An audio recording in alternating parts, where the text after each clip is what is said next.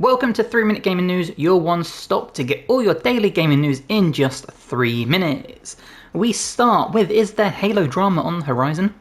Glenn Israel, the now former art director who has worked on Halo since 2008, has left Halo Studios, leaving a very cryptic message on LinkedIn on his way out, stating that there is little more I can say for the moment, as well as I intend to share this particular story in its entirety when it's absolutely safe to do so next year. He would later go on to leave a message for current employees within the gaming industry saying, "No illusion of security, nor promise of wealth or fame or power is worth trading away your health, your dignity, your ethics or values. And no one can force you to. Stay strong, take evidence when necessary, and find where you belong." Obviously this doesn't sound like the happiest of exits from a company, so it'll be interesting to see just what is happening at the apparently turbulent Halo Studios, especially since they just reconfirmed their intention to reveal what they've been working on at the Halo World Championships event this October.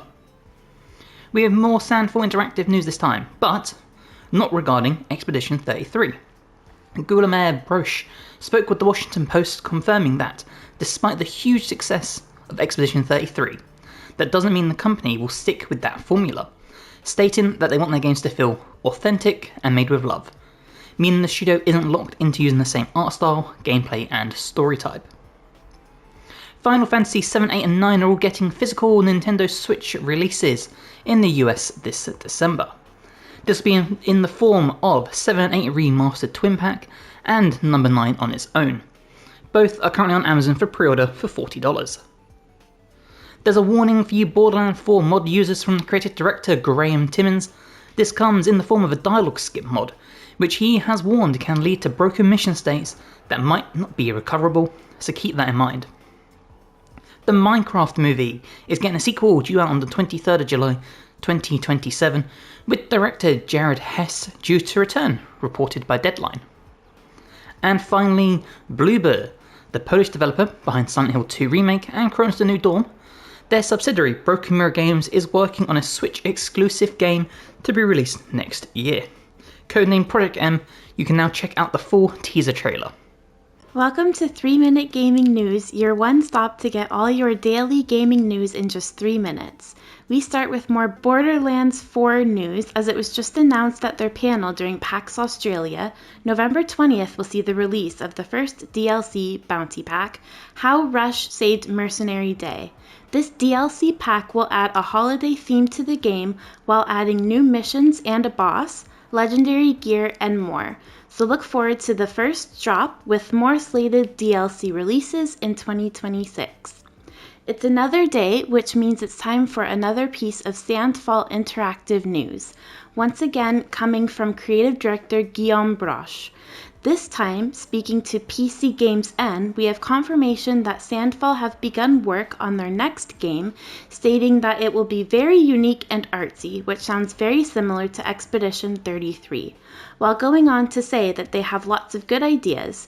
It's going to be interesting to see what game they make next, since we know they're not done with Clair Obscur as a franchise, so will their next project fit into this or be entirely separate? We have some crazy mind-eye drama, which comes in the form of current and former developers of the unfortunate game, which had a disastrous launch leading to over 250 developers to be laid off post-game release, publishing an open letter criticizing the management of Build a Rocket Boy. In total, 93 current and former staff allude to systemic mistreatment, mismanagement, and mishandling of the redundancy process. And in some happier news today, Sacred 2 Fallen Angel, the action RPG from 2008, is re-releasing as Sacred 2 Fallen Angel Remaster on PlayStation 5, Xbox, and PC. Retailing for $30, the remaster will include the base game, the Ice and Blood expansion, as well as a modern UI, improved combat, textures, lighting, and other quality of life improvements. Pre-orders for the game are live now, so if this takes your interest, look forward to this release on November 11th, exactly 1 month from today. Welcome to 3 Minute Gaming News, your one stop to get all your gaming news in just 3 minutes daily.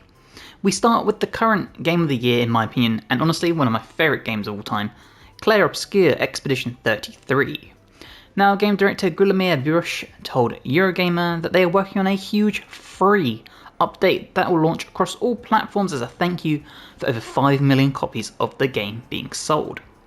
This update will have, quote, hours of content, including a new playable environment to explore, new late game bosses battles, new costumes for the cast of characters, as well as other surprises. No date has been set for this, but look forward to this one. Xbox has revealed the game's been added to Game Pass this October, so to name a few, we have the new release of Ninja Gaiden 4, plus Ninja Gaiden Black 2, the casting of Frank Stone, Evil West, Eternal Strands, and Baldur's Gate 1 and 2 Enhanced Editions. So, if these are any of your jam, make sure you check out Game Pass. There's reportedly a cancelled Assassin's Creed game according to current and former employees who spoke to GameFile anonymously. The game would have featured a former black slave as the protagonist in a post-American Civil War era. The game would have seen the protagonist recruited by the assassins to go back to the south he was enslaved in, fighting situations and enemies such as the emerging KKK. Now, this reportedly was cancelled due to the online negative backlash to Yasuke, the Black Samurai in Assassin's Creed Shadows, as well as the current political climate in the United States. So what are your thoughts on this game? I think personally this sounds like a really intriguing game and story that they could have gone with. Fortnite dropped a new trailer for the Halloween Frightmare event, this one featuring new skins that be added to the game. Now currently these include the cast of Scooby-Doo, but it's not clear on if all 5 characters will be added. Ghostface, Jason, Doja Cat, and Huggy Wuggy. And finally, Machine Games is adding New Game Plus and a new outfit for Indiana Jones to celebrate their 15th anniversary. So keep an eye out for that to drop, and let me know if you played Indiana Jones and what you thought about it. Welcome to 3 Minute Gaming News, your one stop to get all your daily gaming news in just 3 minutes.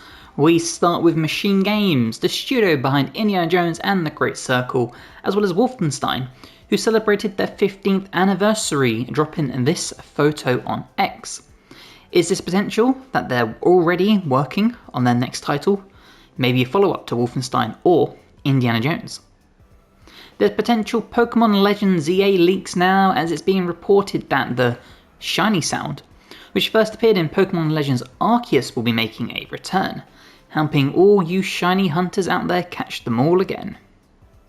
We have confirmation from New York Comic Con that the Mortal Kombat 3 movie is already in the early development stage, which comes as a surprise since the second movie doesn't arrive on our screens until May 15th, 2026. There's also footage of Baraka, who's to be featured in the movie, so as a long-time Mortal Kombat fan, I can't wait to see this one on the big screen. We have some restoration news now, as fans of Ratchet & Clank might be interested to know that the long-thought-lost Java mobile game, Ratchet & Clank Clone Home, has been recovered. Now, Ratchet & Clank Clone Home was cancelled before it could be released, but thanks to the speedrunning and modding community, the game has been found in a nearly completed state. And finally, reviews are in for Little Nightmares 3, which so far seemingly have mixed or average reviews across both critic and user reviews. Now, as someone who hasn't played any of the Little Nightmare games, how are you finding this game? Is it as good as the others? Has it not quite lived up to the previous installments? Or is it overall just a fun game to lose some hours in? That was your 3 Minute Gaming News. We'll see you tomorrow.